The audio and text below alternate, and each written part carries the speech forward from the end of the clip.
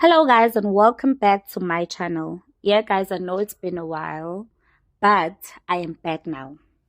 So let us get into the Dr. Matthew story.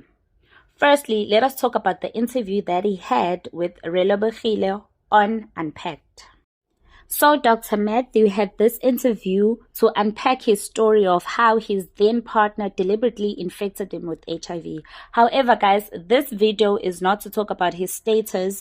I just want to highlight the things that he mentioned on this interview that later on contradicted himself with what's happening now that he has been exposed with allegedly not being a real doctor.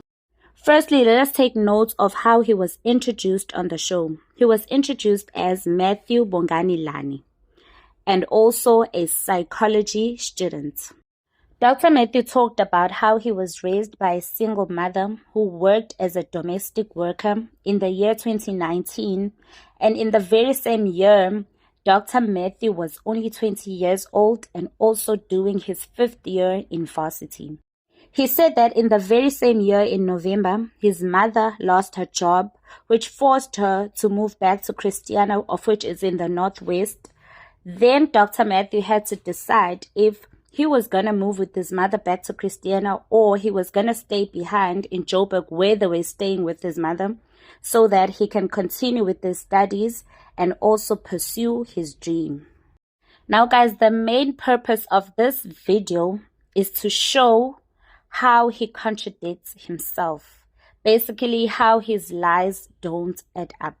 So what happened in 2019 in Dr. Matthew's life, at that year he was 20 years old, doing his 5th year in varsity as a psychology student, and also he was staying with his single mother who was working as a domestic worker at that time.